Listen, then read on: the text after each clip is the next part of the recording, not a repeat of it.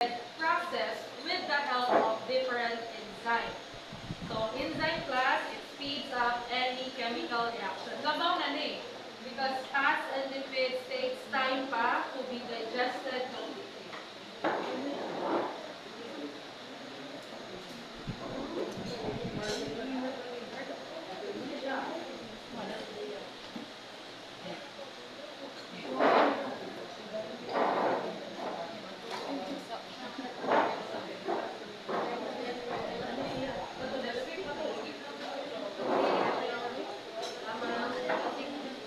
Okay.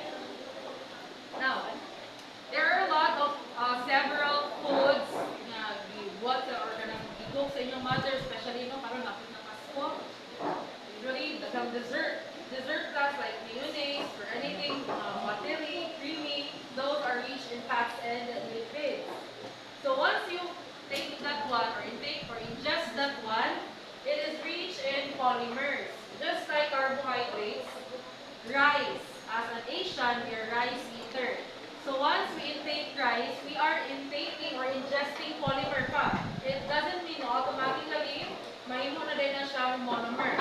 So from the word polymer, these are complicated structure. It needs to be broken down into several pieces to become a monomer because our blood class, our blood vessel can only absorb tiny units of molecules. Yung mga tiny units. So we have to break this one into small pieces through catabolism. Catabolism is a process of breaking down large molecules into smaller ones.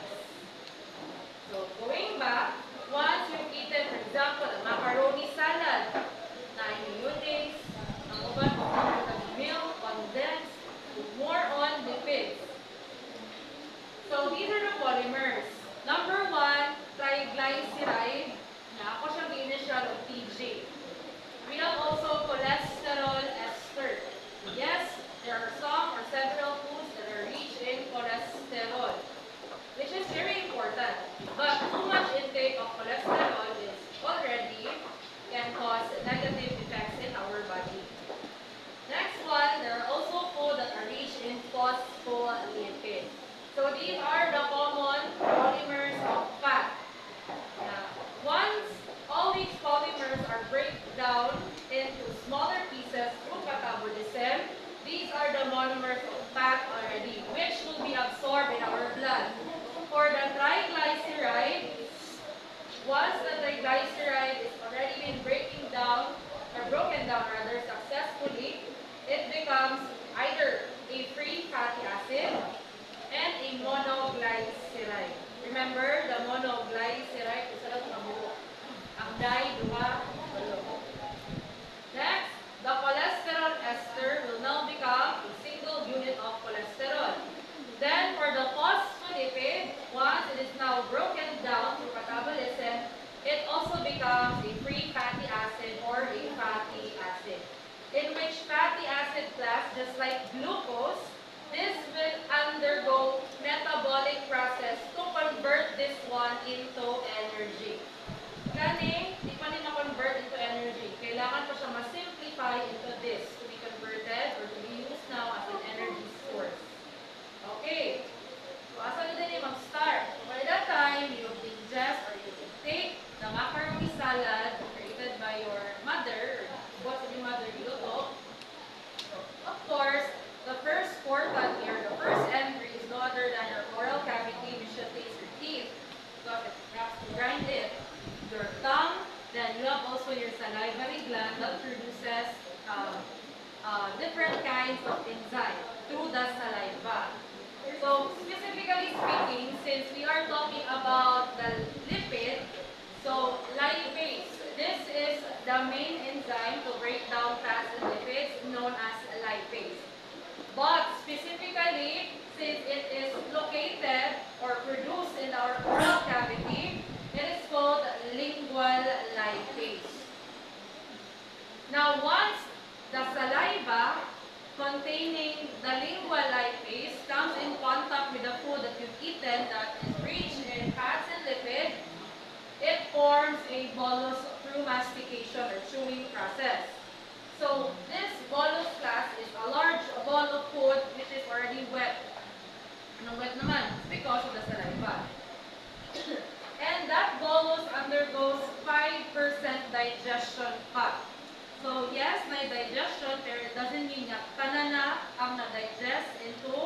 monomer. So just like this one, how does the ingestion happen?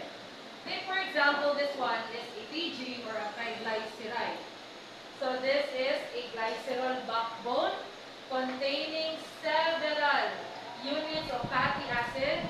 Now, connect the fatty acid, it forms triglyceride already. Now, to digest this one, mura bitaw na siya og gi-chop. The lingual lipase act like a scissor that chop off some parts of the triglyceride so that this fatty acid connected to this backbone will now be free. Okay, if detached na siya din ha, this becomes a one free fatty acid already, and that is our target. This one, the monomer. Ganun lang, there is threshold, there is limit.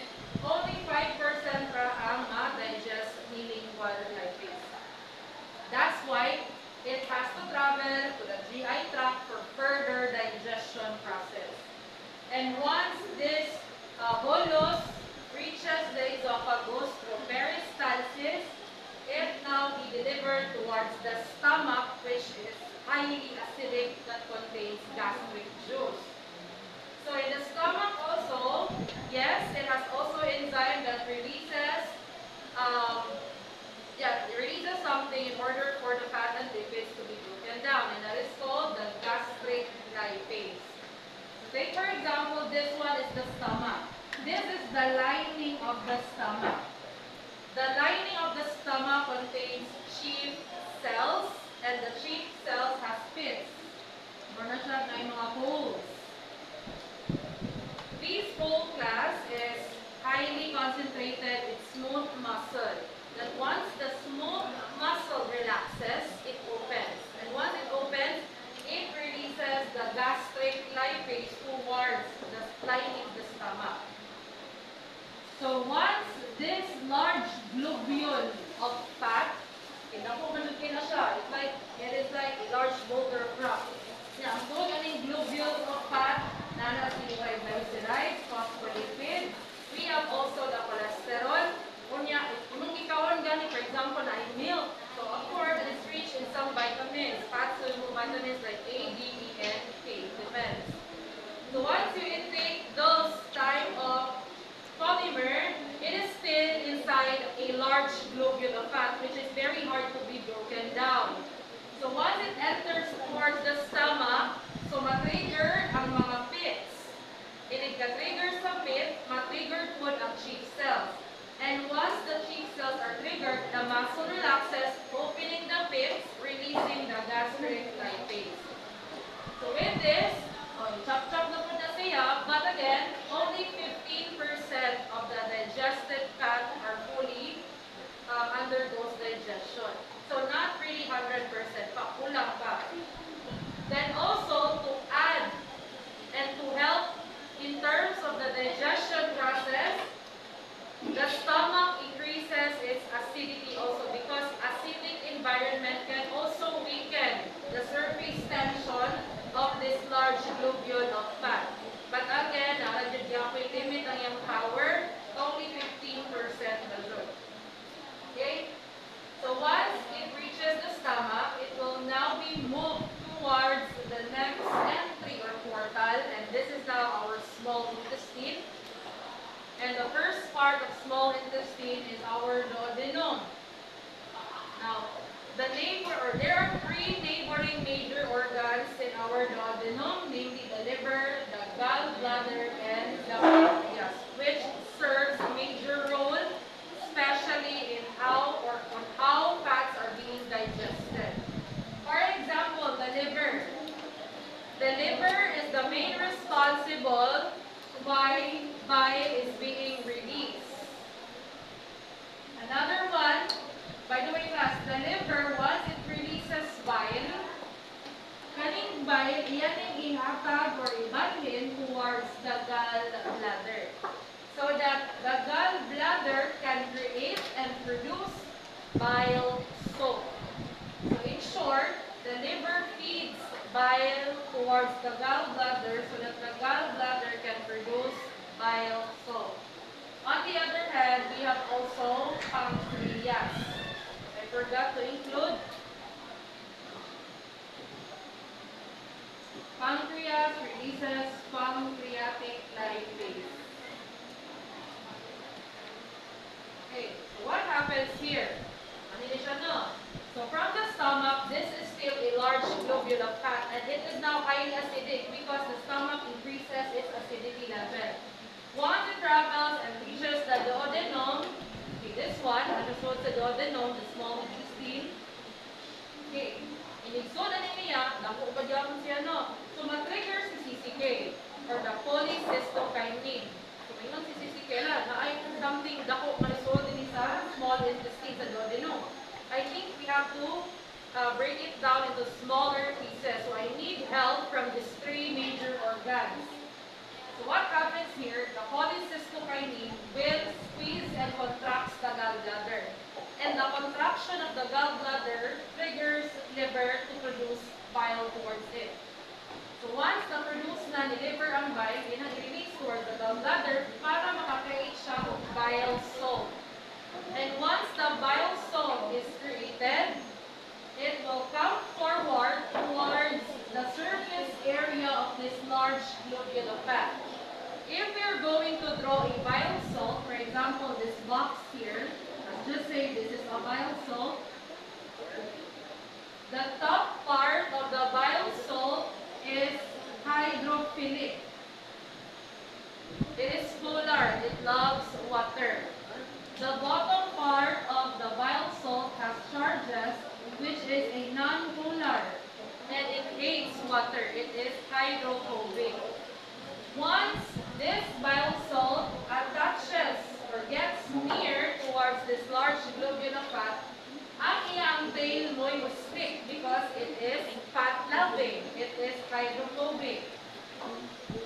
So once it is now stick here, just be dagan kaayo. Gusto nyo maitabuan kung na nakasurround na si bile salt sa large globule of fat. What happens here is it weakens the surface tension covering this large globule of fat. Anong iya mag-weaken? Para mabungkag siya dali, ikan sa dako ka surface area, iyan ang pag-immune, like small bubbles. Muna ang target ni bile salt. So bile salt ni ay act as an emulsifying agent. It emulsifies this one in order for it to be broken down into smaller pieces, which is the main target. Okay. Now here, class, on the other hand, we have pancreas. Pancreas, iyang main goal, it releases pancreatic lipase. Kaya usa din ang lipase. Lipase. The main goal of lipase is an enzyme to transform polymer into monomer. Butang talang mo, wala pa na si bile salt. So if modool na ng pancreatic lipase towards this one, di siya padool kayo. Now, sana ko pag-sold din break down in triglyceride into fatty acid, na medyo isugman or medyo strong man yung surface tension. So that's why, before ko usod sa picture, bile salt sa diuna. So once the bile salt already broken down this large fat into smaller ones, this is the time na si pancreatic lipase can now enter and can now be transformed and also help with the digestion of these large molecules like the triglyceride, phospholipid, this one and this one. Mo bitaw na mapaghuman ni bile salt o broken down into smaller pieces, tanaw ninyo sa sud, puros pa siya polymer, wala pa siya ng monomer, kaya wala pa man si pancreatic lipase. But once the pancreatic lipase enters on the process, here comes the next one. Small pieces gihapon, pero tanaw ang sod. It is now fully a monomer. Monomers of free fatty acid, monoglyceride, cholesterol, and also another free fatty acid from the phospholipid. Naasad tayo mga additional, which are the fat-soluble vitamins A, D, E, and E. So, since okay na, it becomes already 100% digestion, this time, need na sila mugawas sa enterocyte or need na sila mugawas sa aning area kay kailangan na siya i-absorb sa blood. Pero naay problema.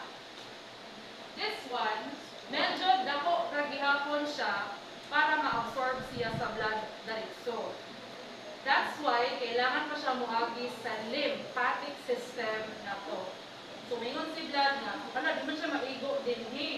Kailangan sa nato na siya iagi sa atong lymph, like our lymph nodes, kaya siya makaagi na po towards our blood vessel. So, dili mo ba siya lakoson, di siya maigo. Kaya medyo dako lagi ako siya. Unlike the glucose alone. So, kasi may tabo din So, this one will not be delivered outside of our intestine. Bawas na siya. So, let's just say this is our intestinal wall. Hindi siya. Already siya. Ako lang ipabarog para mas klaro, mas nako. Before that, sa I forgot na ayaw sa din function ni pancreatic lipase na it neutralizes acidity. Okay, diba remember, hindi sa stomach, ni-increase ang acidity niya. So, kaya ni-increase yung acidity, inibalhin aning large globules of fat towards the small intestine. It also brings the acidic level coming from the stomach. And we cannot afford that one from happening na magka-acidic po ang ato ang small intestine. So that's why pancreatic lipase releases sodium bicarbonate, which sodium bicarbonate is a base, an alkali. So acid from the gastric juice sa stomach plus sodium bicarbonate, it undergoes neutralization process. And once it undergoes neutralization process, it brings back the pH level either into 6 or 7. This is the normal and the ideal pH level in our body. Okay. So going back, here, pag-auso na siya, no? But na yung problem. Diba? These are fats. Pero danawa si lumen. By the way, lumen class, this is located in our intestinal cell. So, muli intestinal cell, both enterocytes. Ang lining anak niya is called lumen. And lumen class is highly concentrated with water. Lipid, water. Do you think makagawa siya? Dili. Okay, ito siya kadool din sa lumen area. That's why, naatay gitawag na bile salt because the bile salt forms a micelle. Ito din ang micelle. Ako ng hydro, na siya hydrophobic tail, hydrophilic head. Hydrophobic tail, hydrophilic head, and so on and so forth. Okay, next. Ang head niya can accommodate with water. So meaning the head can stick to the lining of the lumen. Kinsa may nasa sud aning bile salt na nag-form of micelle. It's no other than our dietary fat. What are these dietary fat? Ito mga monomers. The free fatty acid. We have also the fatty acid coming from the phospholipid, the monoglyceride, the cholesterol, vitamins A, D, E, and K. Mga kinasod sa bile salt. What happens here? Since lumen is highly concentrated with water, kung kanilang gamit sila ang modoon without the presence of bile salt, hindi na sila pagawas. But because of this arrangement called micelle of the bile salt, the head sticks on the lumen. Unit ano niya, once it sticks there, it slowly opens. And as it slowly opens, iya mong i-facilitate pagawas ang kaning dietary fat successfully outside of the enterocyte or the duodenum. So this time, wala na si bile salt, wala na yung micelle, kay si micelle nagpabilin sa sod. So by that time, it opens, manggawas na sila, mawala na ni siya. The only thing left inside the enterocytes are the bile salt. So where does the bile salt man? Padong na after this. 5%